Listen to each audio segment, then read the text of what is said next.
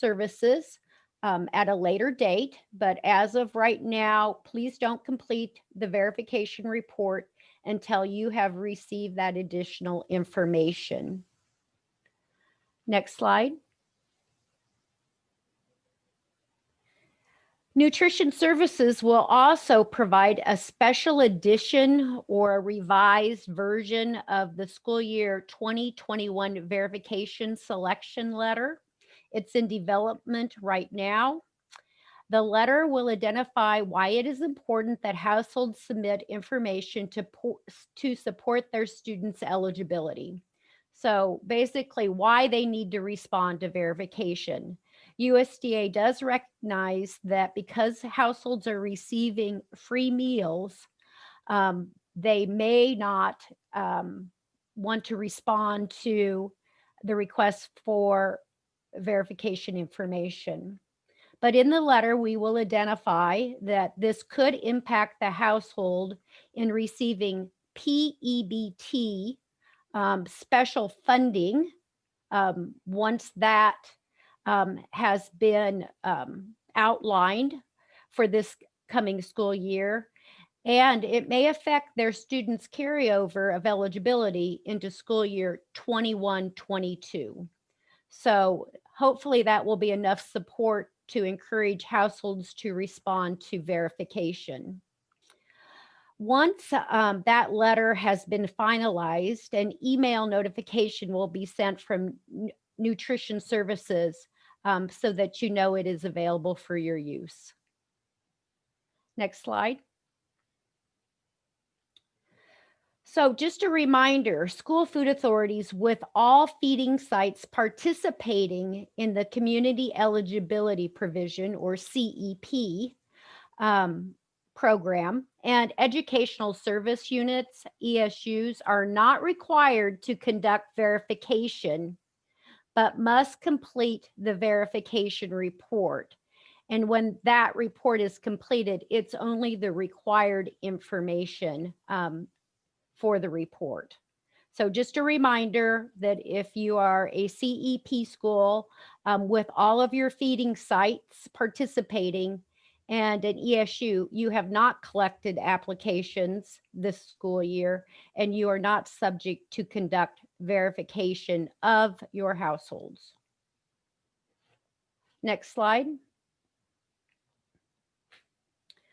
So USDA's answers, and we provided this at the last Serving Up Great School Meals, but the After School Care Snack Program may operate under the school meals program at the same time an SFA is participating in the summer food service program. This only applies to SFAs that are participating in the after school snack program. So if your school has had that program, you can continue to operate that program and claim those snacks for reimbursement under the school meals program. So what to do now? Ensure that all program requirements have been met. Information on the after school care snack program has been completed in the school meals application, and that your application is in the approved status, because it has to be in the approved status to submit the claims for those meals or for those snacks under the school meals program. Next slide. Once again, we want to make sure that you know that you will submit those claims under the school meals program. They are not to be claimed under the summer food service program. And you must follow the 60-day claim submission deadline. And once again, if you're unclear of when those deadlines are, it's under the Nutrition Services home. If you go to the bottom of the page, quick links, and then claim due dates and payment dates. And that will open up a screen that will show you what the 60-day submission deadline is. We want to make sure that you're aware of those deadlines. Next slide.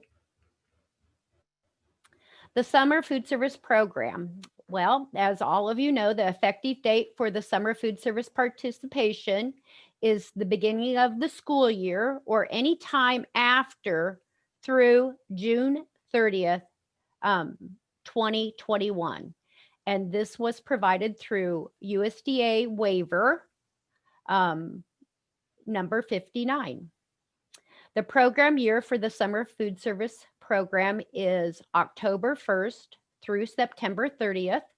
So last month, at the beginning of the month, was when the new program year began. Next slide. For the Summer Food Service Program, program year 1920, meals that were served in September need to be claimed in the appropriate program year. And so that would be program year 1920. And then meals claimed in October through the end of participation in the Summer Food Service Program would be claimed under program year 2021. Waiver extensions to operate the Summer Food Service Program in lieu of the School Meals Program are through June 30th, 2021. Next slide.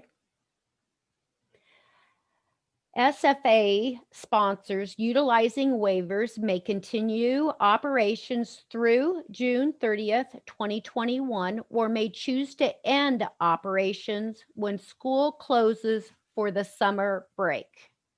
So just because the waivers extend to June 30th, through June 30th, does not mean that you have to participate in the program.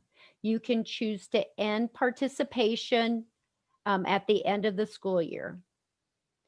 SFA sponsors who have a feeding site or sites with greater than 50% free or reduced, or are located in an area eligible area, may choose to continue the Summer Food Service Program operations after June 30th. Because the waivers expire June 30th, but if it is a true Summer Food Service Program sponsor by meeting the following two criteria, they can continue operations after June 30th, all the way up to the start of the new school year if the sponsor would choose to do that. Next slide. The program year 2021 Summer Food Service application is open now for completion. Many of you have already started completing the application. Many of you have submitted the application for approval. Just a reminder, you can provide Summer Food Service Program meals without a submitted or an approved Summer Food Service Program application. But unfortunately, you cannot submit the claim for reimbursement of the Summer Food Service Program meals without an approved application package. Next slide. Nutrition services staff are working diligently to approve these application packages. And so far, in the last about week and a half, we have received 252 applications have been submitted. And as many of you know, that it can be a back and forth process where information needs to be changed. And so the application package has been returned to you to make those changes, and then it's resubmitted for approval. But do please keep in mind that we are trying to get through all of the approval of those application packages as soon as we can. And we are continuing to work from our home offices, which is something that we have been doing since March, and we continue to do that. Next slide. So what you need to know about the Summer Food Service application, and as I have already mentioned on the previous slide, that 252 of you have already either started, returned, or submitted for approval. It's in return status. That you have done a great job. But for those sponsors that have not submitted their application as of yet, please refer to the detailed application guide sent in an email from Katie Parch on 10/23, which was about 2 weeks ago. That it contained the application guide for new summer food service sponsors, and then also a renewal guide for returning summer food service sponsors. It is a wealth of information. It's very thorough, and it will certainly help you complete the application if you have not started it. Next slide. So, what's required with the summer food service program? And I know we reviewed this information at our last Serving Up Great School Meals, but I think it never hurts to remind what is required with this program that so many of you have not participated in before. And a resource section on our website under the Summer Food Service Program is the desk review resources. It has the forms that are required and a review checklist. If you review the checklist, that is a good indicator of what you need to be doing, as well as all of the forms that are required for the program.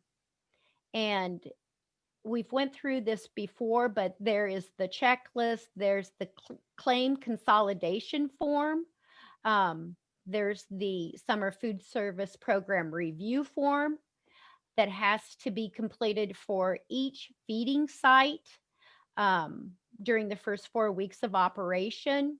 Or for many of you, if that was not completed, it needs to be done as soon as possible.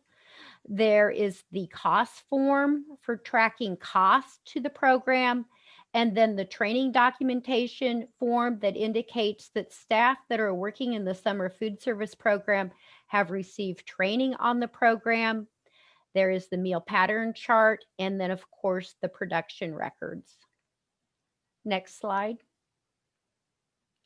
So once again, we have went through these, just the documentation, the on-site reviews. I can't overemphasize the importance of making sure that you have met meal pattern requirements. And the only way that you can do that is through very complete, documented daily production records, ensuring that there's an accurate point of service meal count, and that your claim consolidation is correct, and that your claim consolidation would be adding up your daily meal counts and ensuring that that addition is accurate before you submit the claim for reimbursement. And then with any of our program, keeping track of the costs of operating the program, which would include labor costs, food costs, and any other costs that are associated with the program. Next slide. And I'm going to turn it over to Donna to talk about the meal pattern. Thank you, Sean. Hello, everyone. It's good to see, well, sort of see everyone, I guess, today. And I know we'd rather be outside in the nice weather, so we'll try to get you out of here maybe a little bit earlier than usual today. But I can't make any promises because Sean's in charge.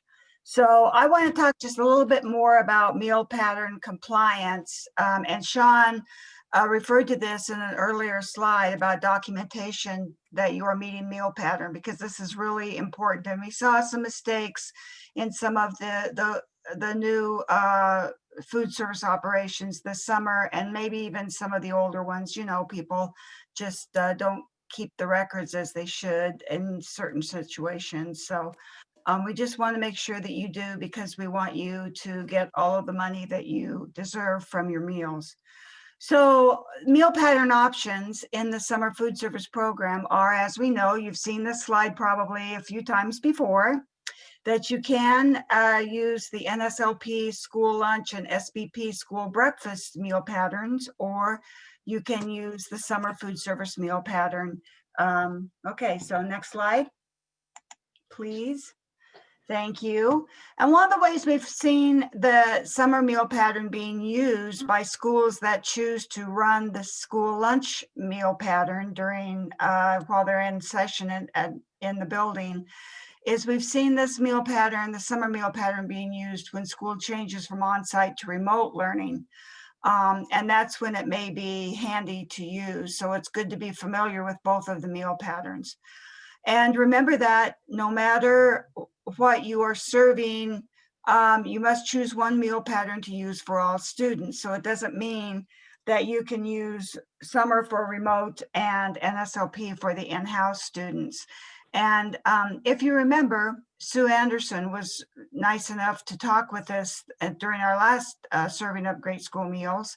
And she was talking about the situation where the high school went remote at Twin River, and she changed to the summer meal pattern for all students. She was able to do offer versus served with that pattern in-house, but not for the remote learners. So that is a really good way to use this meal pattern if it works for you, and it seemed to work for Sue really well. And I know that a lot of you are concerned about meeting the needs of older students on the summer meal pattern, but remember that the meal pattern gives us minimum amounts, and you can I was trying to say that earlier and I just could not. But basically you can serve more than that amount to the older students if you want. That's just the minimum. And what we want you to do is to indicate on your site applications which meal pattern you intend to use most of the time. In the beginning, we thought you should change it if you change your meal pattern, but that's not what we want you to do because it's going to cause too much confusion and work. So what we want is for you to say, okay, I think I'm going to be using NSLP most of the time, and hopefully we won't have a situation where there are remote students. So that's what I'm going to put on my application. And so just have it on there. And then if you change, you don't have to worry about it. All right, Allie, next slide, please. Okay, so, the production records are something we can't emphasize this enough. So we decided to talk about it a little bit more today. Daily breakfast and lunch production records are required for both on-site and take-home meals. If the take-home meals are different than the on-site meals. And this doesn't mean, of course, different meal pattern, because we know that's not how we should do it. We should give everyone the same meal pattern, but the take-home meals could be different, especially if you're providing take-home meals for maybe 2 days or 3 days for the students. So we want you to keep those separate records if that is how it works best for you. Record the date of preparation, and then date each meal is intended to be consumed, because that's the date that the meal will be claimed. So it's very important to keep the dates straight too. Okay, next slide. And instead of showing you a bunch of pictures of production records, and one thing I do want to mention too is that if you do use the summer meal pattern, you have the option of using the summer meal pattern production records or sticking with the NSLP records. It doesn't matter as long as they contain complete information. And so I listed the things here that should be listed and included, the major things, along with other record keeping like dates and the number of students and so on. But you definitely need to clearly list each food item that is being provided for the student. And the serving portion size. This is, I saw some production records this year that did not include that. And I was thinking, well, maybe it's because the summer meal pattern is new to this person, and they are just assuming we know they're putting in the proper amount, because we assume you do, but we do have to have the documentation. So including the serving and portion size is really super important. Also, including the brand name of the product, or maybe it's a recipe, a school recipe, you could document that, or a product number. But something has to be in the column that requires that information.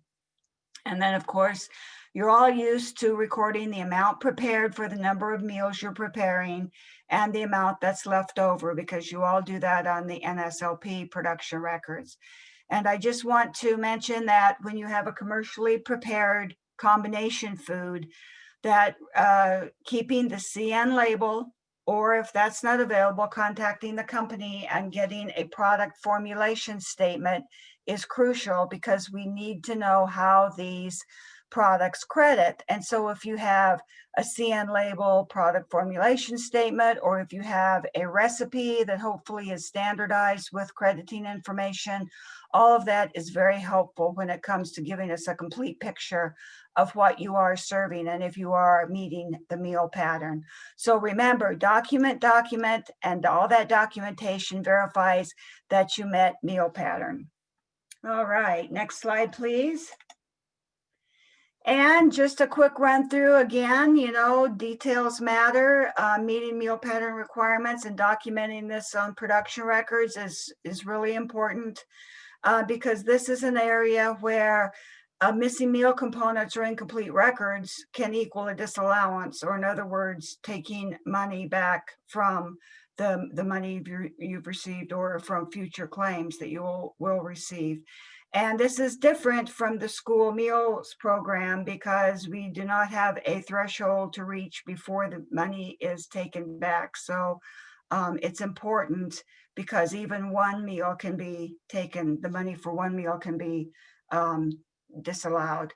So what we recommend is that you have a procedure to review records every day, maybe having somebody else at the end of the day look over your record keeping, or first thing the next morning, because all of us here know how important it is to have a second set of eyes to look over something, because you can always catch maybe a little grammar, punctuation or something, or maybe a different way to word it. So you may want to, we recommend that you do that so that your records are complete, because the last thing we want to do is take away or disallow reimbursement. And as it says at the bottom of this slide, with that poor, sad, smiley face, I guess he's not smiling, that reviews have resulted in entire months of reimbursement being disallowed for not meeting meal patterns. So this is super important stuff.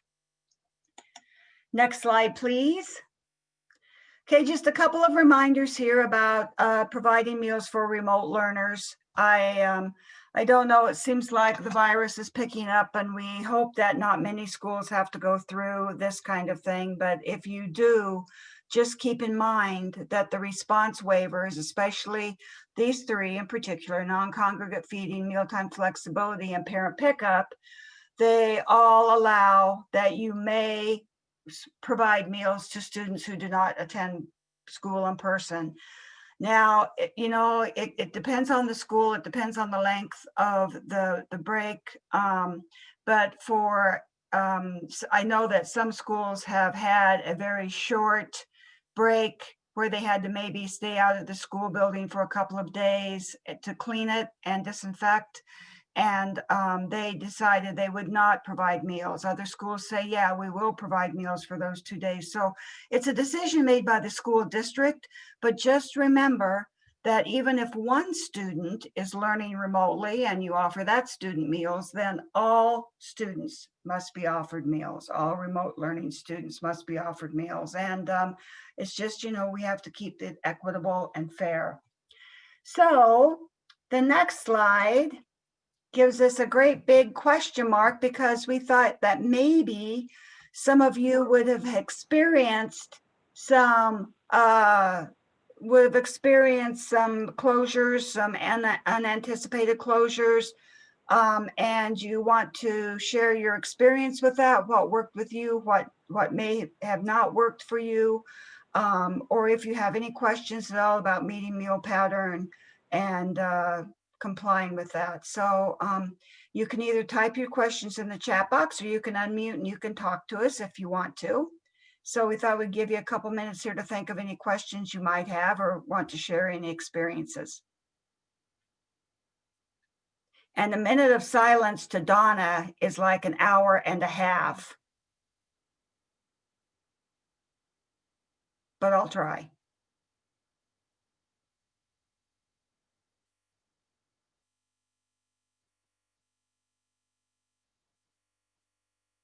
Beth says that is so true, that a minute of silence is like an hour and a half to Donna, Beth.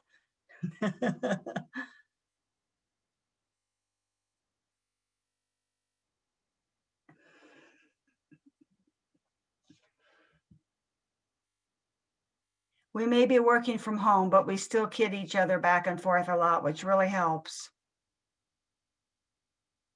Okay, well, you can still type in questions to the chat box, and you can still, ask questions later if you have some, or comments or anything like that. We welcome all that good stuff. And now I am going to turn it over to Beth, who's going to talk about food safety, and I think wrap it up with some food farm to school information also. Take it away, Beth. All right, thanks, Donna. Our first slide is our standard one, and I put the websites in it because I've had some questions regarding where they're located. So the Launch Nebraska website's there, the Nebraska Association of Local Health Directors. They're the ones with the 3C poster, which is avoiding crowded spaces, close contact, and confined spaces. And then I put the Center for Disease Control and Preventive Measures. It kind of tells you all the information you need. They had some really great resources for schools on there. They talked about fun things that you could have done with Halloween. So I'm hoping that they'll do that for Thanksgiving and Christmas also. Okay, next slide, please. Okay, we're going to talk about the food code, because the food code hopefully will come out in November. But I wanted to tell you a little bit about the group that looks at the food code and helps the Department of Ag, Nebraska Department of Ag, get the food code passed through our legislature. So our Food Legislative Review Committee meets 3 to 6 times a year. We have industry partners, and we also have other public health agencies like Lincoln Lancaster County Health Department, Douglas County Health Department, Central District Health Department, the Department of Ed, us, and then of course our health inspectors, the Department of Health and Human Services, Environmental Protection Department.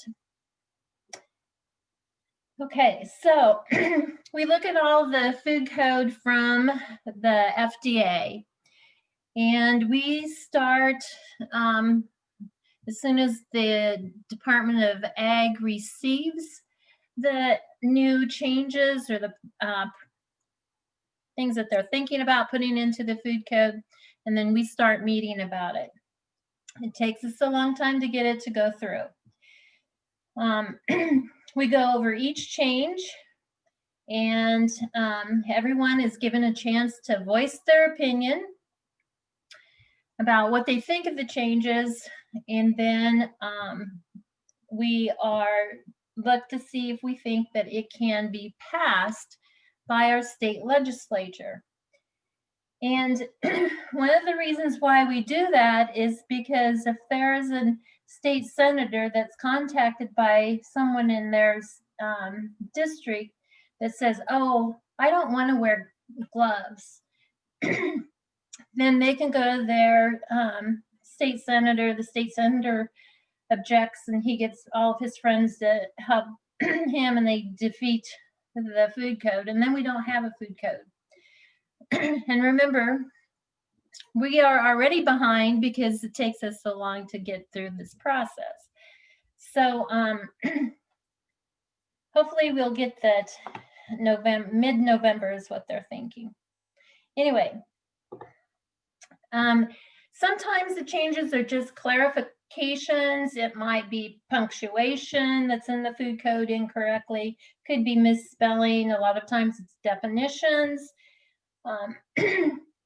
Terms go in and out of popularity, and so they adjust the food code to meet those needs.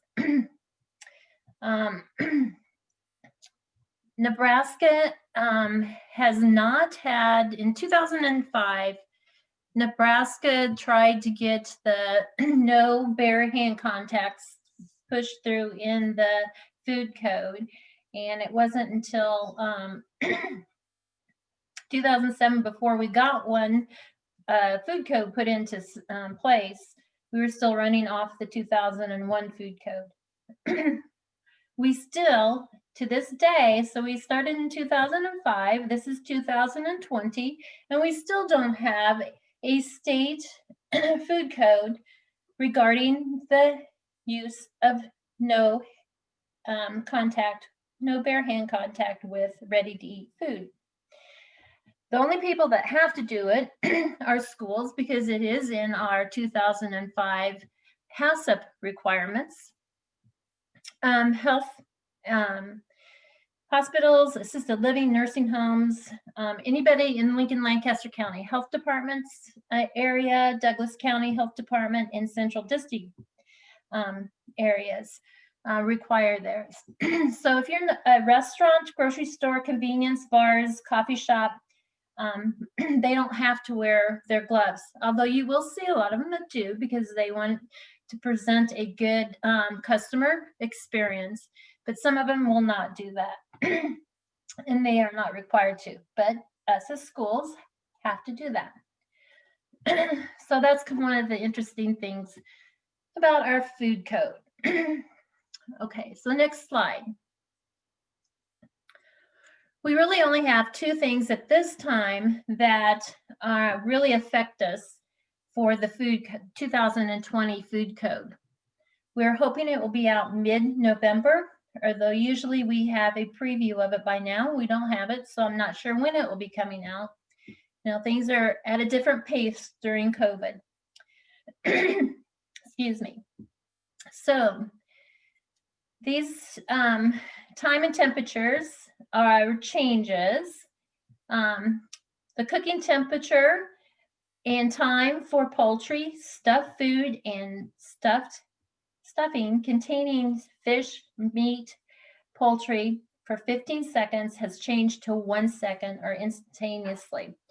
This was not in the original one that went to the legislature back in March, but then COVID happened. And the people that didn't want this to go through actually let it slip or didn't respond to the emails after the Department of Ag said that they were going to get it pushed through, and they wanted to know if anybody would care. And so they added it because no one said no. We were for it, but so it is a good thing, because you only have to make sure that the temperature of poultry, stuffed food, or food containing stuffing that contains fish, meat, poultry is at 165 for 1 second. So only 1 second. The next one is the any of your mechanically tenderized injected meats, your ground fish, ground beef, pork, lamb, goat, and raw eggs that are not prepared to a customer's order must go to 155 for 17 seconds instead of 15. So that has been increased because they found that the microorganisms in those items needs that extra cook time. And we will be getting posters out on those.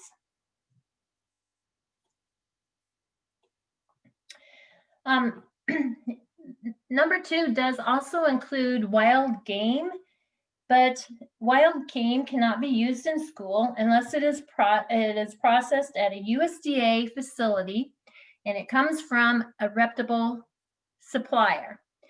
So that would be like any of your vendors. It would not be somebody that went out and was hunting wild game. And so I didn't put that up there, but I did want to iterate that if you have wild game of any type, it's not allowed unless it's from a USDA processor, and that it has to be from a reputable supplier. It can't be somebody just off the street that's going to give it to you, like Cisco, Cashwell, US Foods, Reinhardt, Martin Brothers, any of our vendors throughout the state that serve us. That is, oh, nope, I got one more thing. We're going to do the next slide, please. Going to do the little Miss Sarah's slide, the farm to school grants. Okay, I need to put a little website in here for you. And this is about the grants, where you're going to be located. The Richard B. Russell National School Lunch Act established a farm-to-school program in order to assist eligible entities through grants and technical assistance in implementing farm-to-school programs to improve access to local foods in eligible schools. So you can tell I'm reading.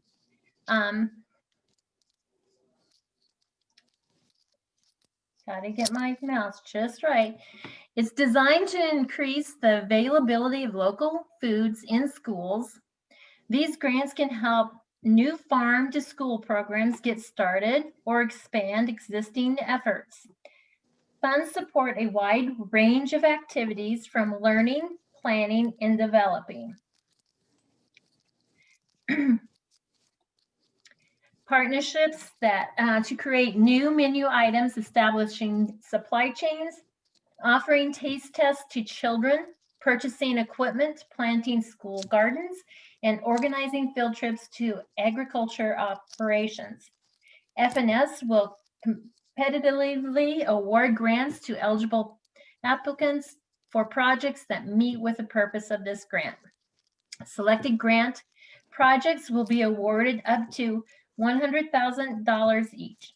There are 3 funding tracks available for the fiscal year 2020. New turnkey grants, implementation grants, and state agency grants. The turnkey grants have replaced the grants that previously served as planning grants and now include projects in the following 4 categories. 1, action planning projects. 2, agriculture education curriculum projects. 3, edible garden projects. And 4, producer training projects. Each track, along with the related eligibility requirements, is established in the RFA. The link to the RFA is in the chat box. I put it there for you, and I'll put it again in there so you can see it. Burwell Public Schools was awarded a fiscal year 2020 USDA Farm to School grant and is a good example of a district utilizing this opportunity. Here's the description of their Farm to School grant proposal. Burwell Public Schools will develop a Farm to School action plan that will provide the framework for building a culture where the locally sourced foods are served in the cafeteria from farm to school curriculum and hands-on activities for students K through 12. The plan will explore new relationships with the local agriculture producers for food procurement, student garden and greenhouse opportunities, recipe development, and taste testing events for students. Students will gain valuable habits in making healthy food choices that will decrease their risk for developing heart disease, diabetes, and cancer.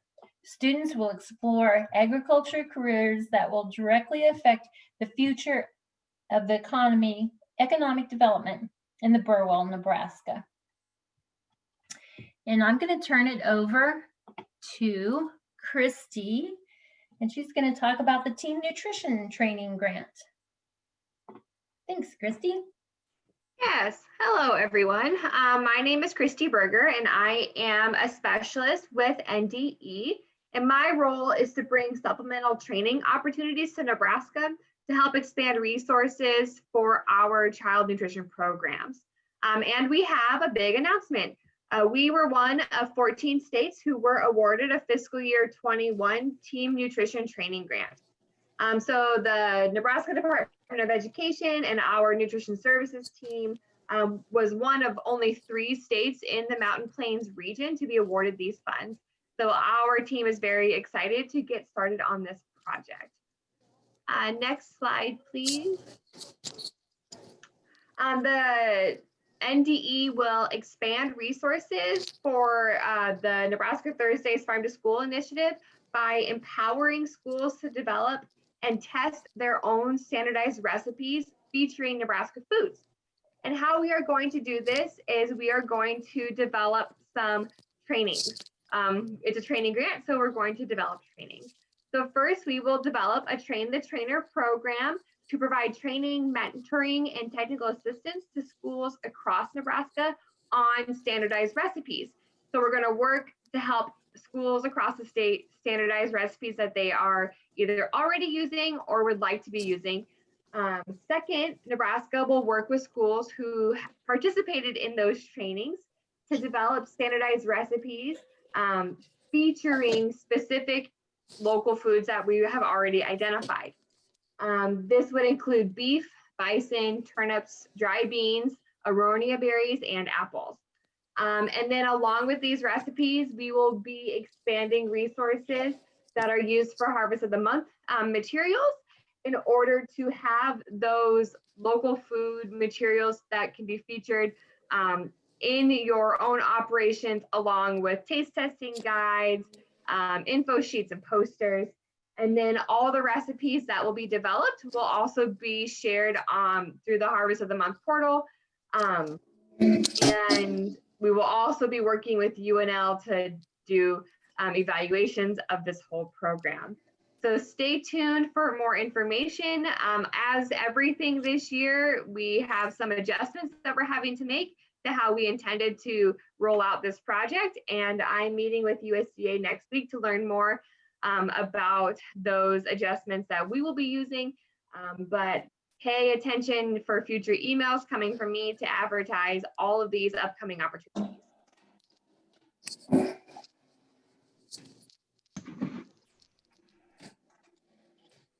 Thanks, Christy. Okay, up next, I have a quick polling question before we move on. We're almost finished with the session today.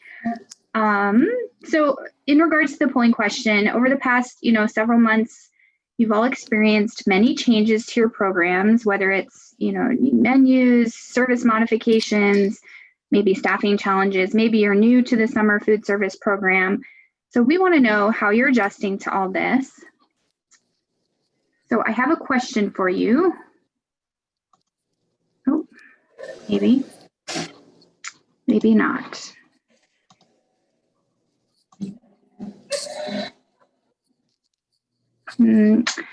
Well, I am not able to pull up the polling question. Katie, are you on? Yep, I'm here. Can you maybe try pulling the question, or Sean? It's logged me out, so I'm not sure. It's not letting me pull it. Oh shoot. Okay. Did you make Sean a co-host? Yes. I think she should be able to do it then. I see it now. I see it. You do see the question? Yeah. Mm-hmm. Oh, okay. I don't see it. So, let me try this again. I'm sorry, everyone. Allie, I launched it. Okay. Sean, thank you. So the question is, how are you feeling with mitigation impacts in your food service establishment due to COVID-19? Very comfortable, somewhat comfortable, not so comfortable, or not at all comfortable. So if you guys would take a few seconds to answer the question. And then Sean, if you would share once you think they're all done. I'm not able to do anything with the poll. I'm so sorry. I'm not sure what happened. Little glitch. No problem. Thank No you. problem. We are, let's see, not quite done. Keep going, guys. Enter your level of comfort.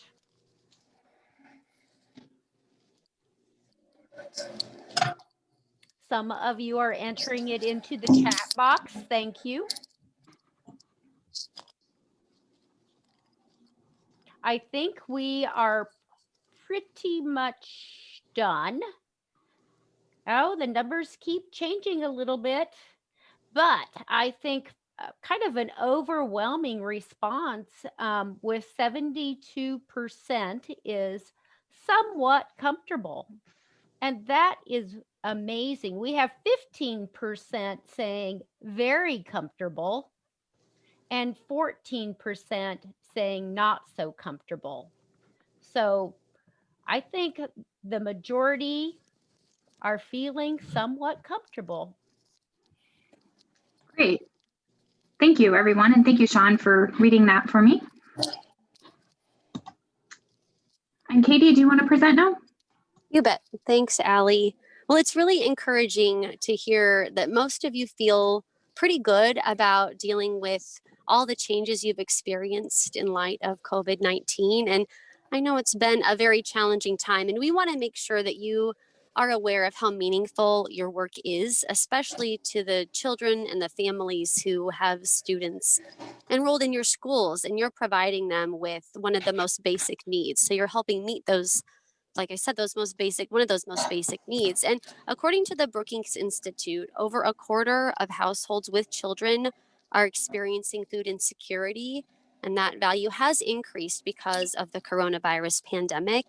And approximately 80,000 Nebraska children experience hunger pretty regularly. So that might mean that they don't have access to food every time that they're hungry at home or something like that. And so the fact that you're working so hard and finding new strategies and creative ways to continue offering meals to all children enrolled in your schools really speaks to how heroic you have been to these kids and to their families during what has been an extremely and extraordinarily challenging time that has posed many unique challenges. And so we want to say thank you to all of you for your patience with the USDA regulations as they've been rolled out a bit slower than you probably needed answers to some of those things, but also a really big pat on the back to all of you who were essential workers during this time. And we recognize that, and we wanted to make sure that you know how very appreciated and meaningful your work is to the children that you're serving.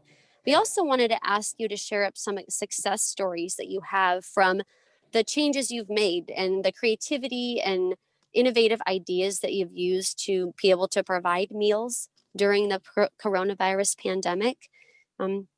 If you have any stories you're willing to share about innovative menu planning or implementation of new and alternative meal service models, or ways you've provided school nutrition staff with additional training or support related to the way you prepare meals, anything like that that you can think of that you'd be willing to share with us, we encourage you to email those to our section administrator, Sharon Davis, and her email address is at the bottom of the slide there. So we'd love to be able to connect these stories and to be able to share them with other people, because we're sure that some really amazing and unique meal service ideas have come out of this. We're looking for those silver lining moments that I'm sure you all have examples of that you could share with us. So we'd love to have you share those with Sharon at her email address on the slide there. So if you have any questions about those stories or what kinds of things we're looking for, feel free to reach out to any of us. We could provide you with some specific information about that, but anything you're willing to share is something we'd appreciate. And we know that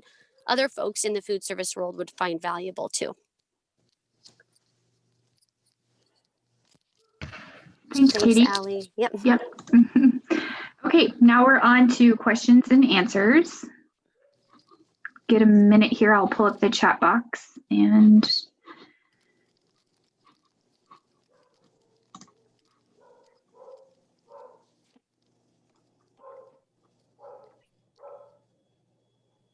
okay, I'm going to start at the bottom with the questions if someone else wants to help me along. So the first question I see, costs would be tracked by who pays the bills, same as who does this for school meals program. Oh, Sean, that's your answer. I'm sorry. So sorry. Maybe I shouldn't start at the bottom. I wrote that down. Hold on a second. Okay.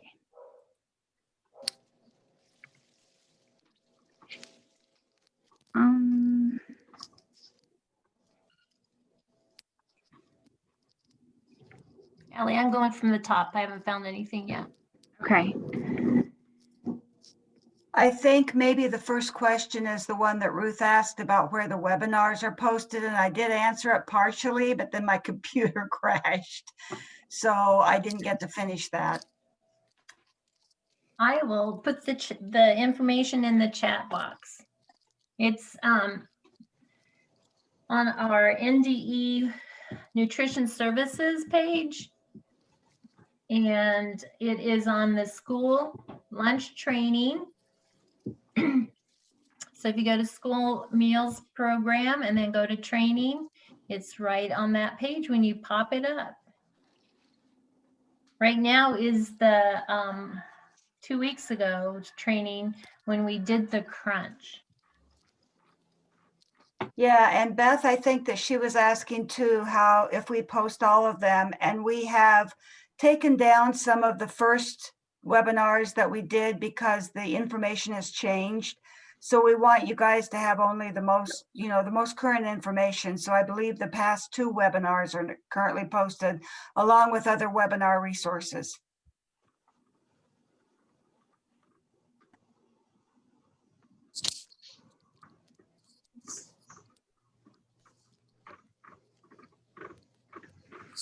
I'm sorry it's taking so long. It looks like a lot of the questions have been answered, so I'm just making sure there isn't one. If somebody has a question while we're looking, go ahead and speak up if you have something you want to ask. There's just a lot of answers to look through here, and I apologize. It's taking a moment.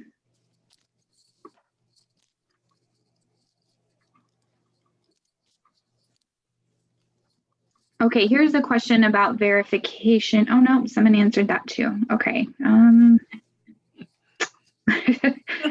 We are just on top of it this session.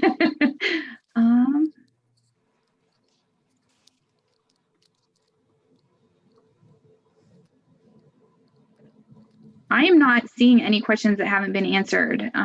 Does anyone else? I don't either, Allie. Yeah. One. Like there's a couple new at the bottom here.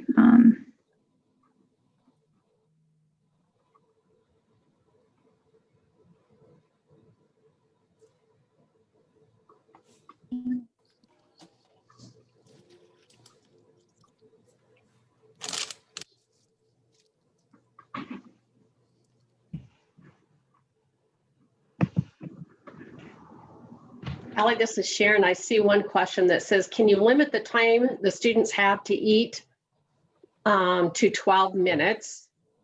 And then also, can the COVID virus be transmitted through food?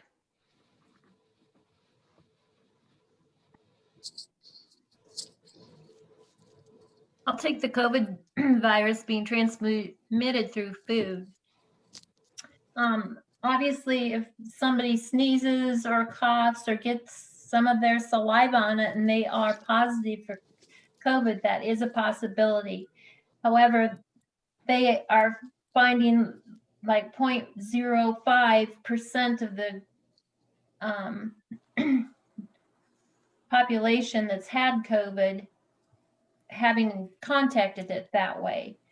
So it's not a high risk, but you don't want to take that risk. And that's why we have the sneeze guards and the different covering up your food just so that it doesn't happen. I think the first part of that question was also is there a time limit for students to eat?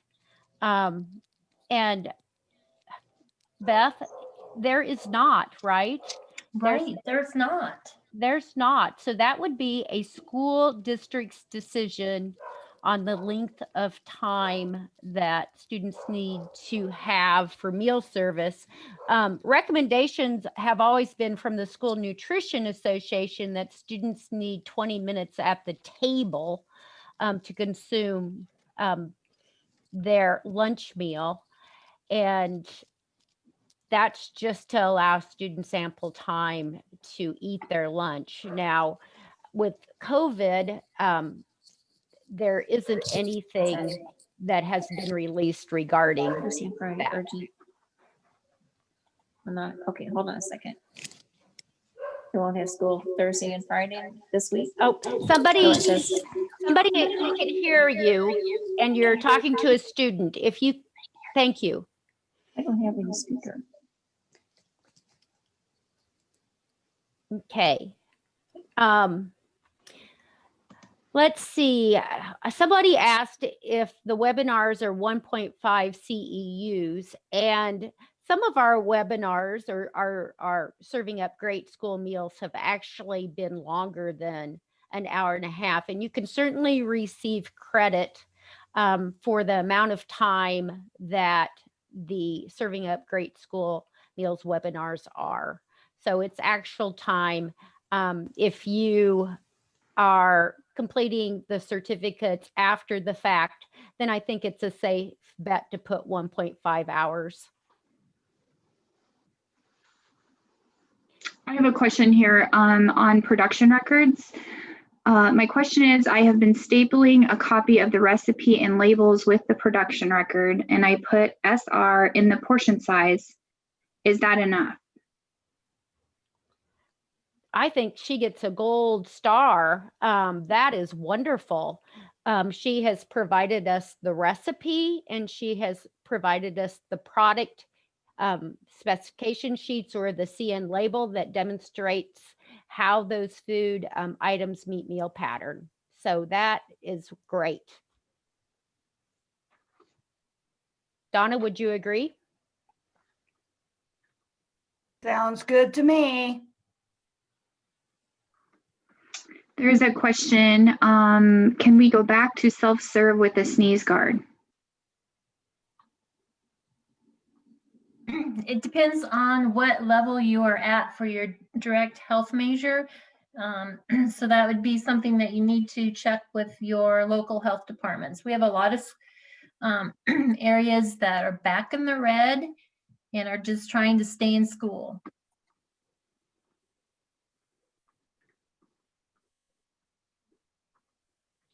And I don't see any other questions.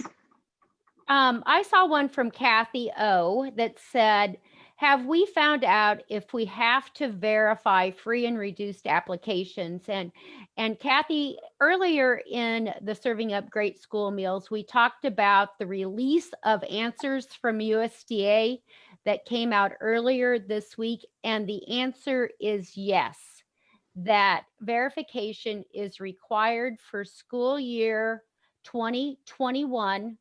The deadline for submitting the verification report in the CMP system has been extended until February 28th.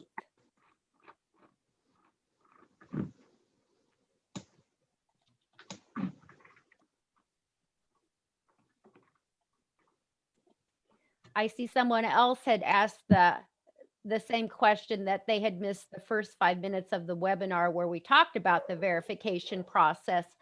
And along with what I just mentioned about verification, our office is developing a revised version of the verification selection letter that outlines to households why it is important for them to complete the verification process, because it may affect their EBT benefits as far as the special funding for EBT, and it may affect carryover for the following school year. So emphasizing why it's important to your households that they complete it is going to be very important, especially since you are operating under the summer food service program where their students are receiving free meals. This is Donna. I see 2 or 3 people asking about the previous webinars and if there is a list of those webinars. I will gladly put that together, and if you want to email me, I can email you the list so that you have the documentation. And you should also have some of the certificates from those webinars, but email me at donna.handley, I'll put this in the chat box, at nebraska.gov. That wasn't part of the whole email address. It's donna.handley@nebraska.gov, and I'll send you the list of the webinars. And we have a question, will we be having food inspections this year? Yes, I'm not sure how active they are right now because there are so many districts that are in the red, but if they will be trying to get out to you to do at least one review. They're going to try and do two if they have time, but it all depends on what COVID does. There's another question. So if there is a change in the calendar, we should submit the site application. What about for snow days? So Katie? I thought you might ask me this.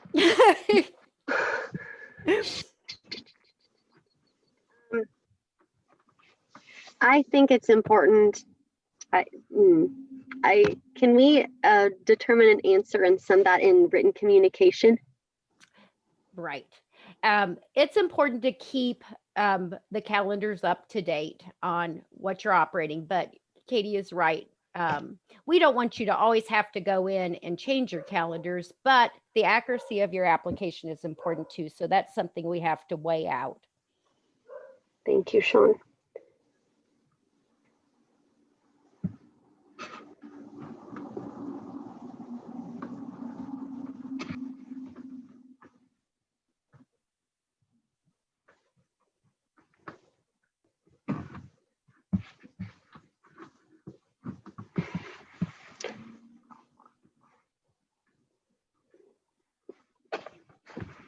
So the follow-up question was, did I understand that we are to update the calendar and then resubmit? And our answer to that is, let us discuss internally what we believe the best process would be for situations like that. And we will make sure to send guidance on our answer regarding that question in written communication. So you'll receive an email with some program updates, and in that we'll make sure we include the answer to that question.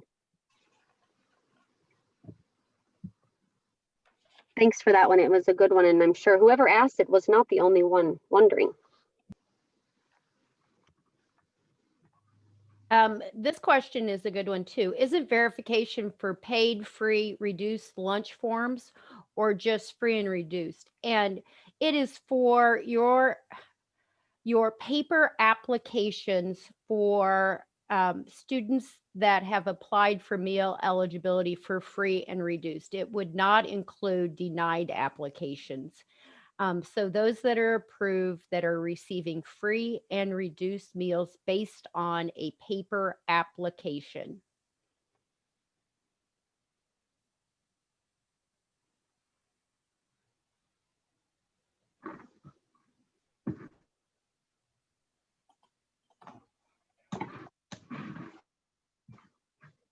Information on verification for those of you that need your annual refresher on what to do and how to conduct verification can be found on the Nutrition Services website under Forms and Resources, and it would be in the administrative top portion of the page, and it would be called verification.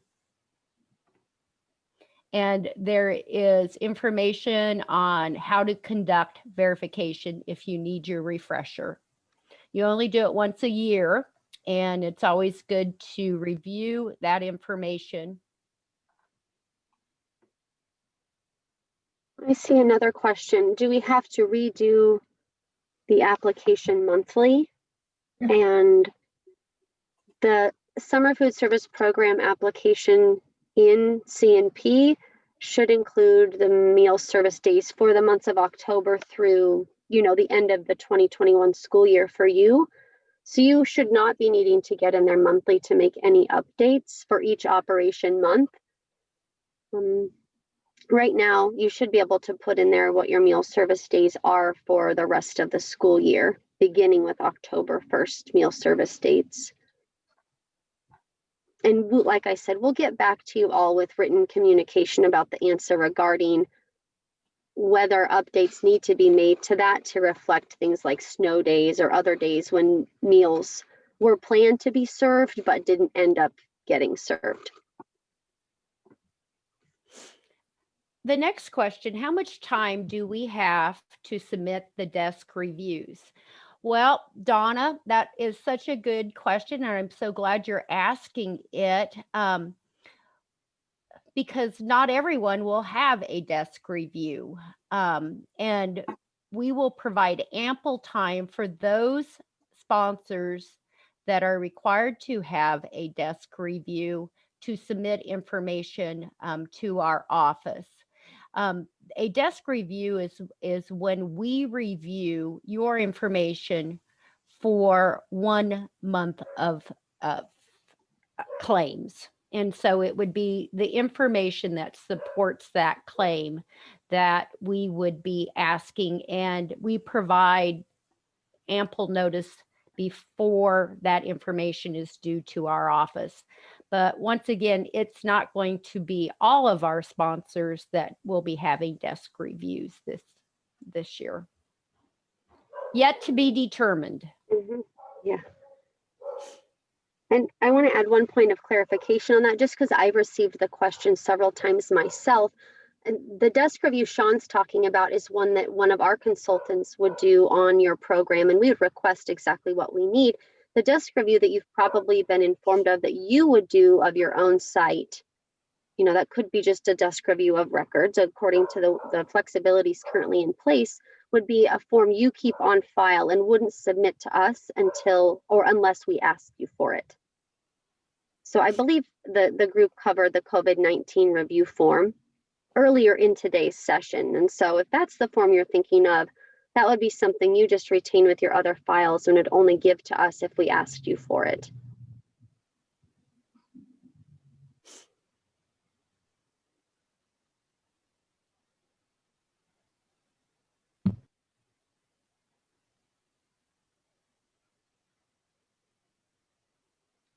We've certainly gotten some great questions. Are there any more that you are wondering about? Kathy asked, is there a waiver for products that we are not able to get because of shortages due to COVID, such as whole grain crackers? There is not a waiver, Kathy, because there would be a substitute that you probably could get for a grain item that would meet the requirements.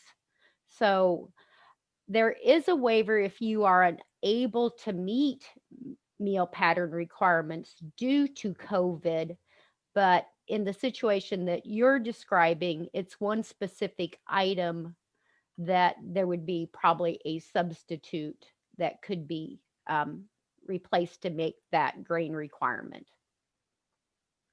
And the waiver that I'm referring to, the meal pattern waiver, has to be submitted to the state agency for approval. And as of yet, we have had very few of those situations occur.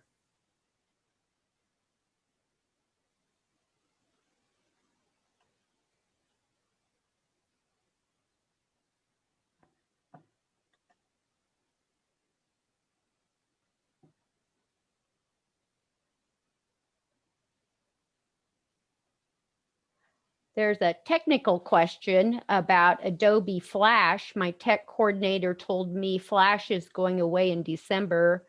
Is NDE aware of that? Didn't know if that would affect training videos. And that is a technical question beyond my level of knowledge, but certainly one that those that are more technically inclined than myself probably have a better answer for.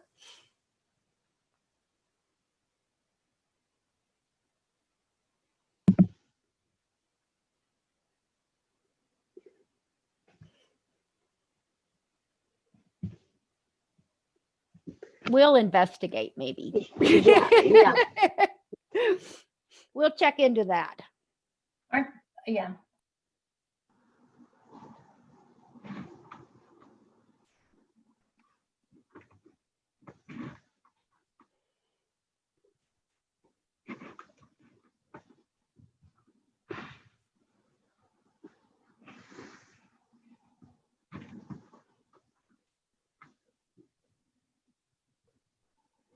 Oh, it wasn't meant to be a question, just an FYI. Well, thank you. We do need to be aware of it. And so I appreciate you telling us about Flash going away.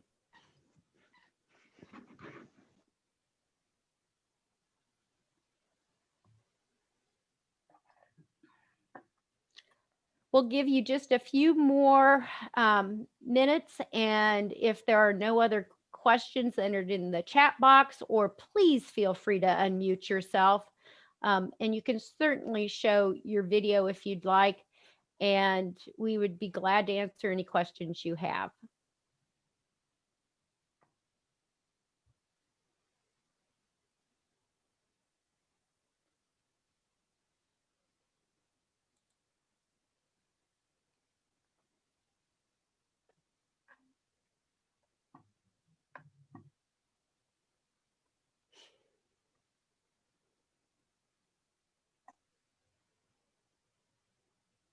Thank you all for attending today's Serving Up Great School Meals. Your participation and the time that you spend with us is greatly appreciated. And we would look forward to seeing you December 9th for our next Serving Up Great School Meals. And please feel free, if you have any questions, to reach out to us. And once again, please remember we have new phone numbers, which is kind of exciting because now instead of our personal cell phones, we have work cell phones. So that is certainly nice.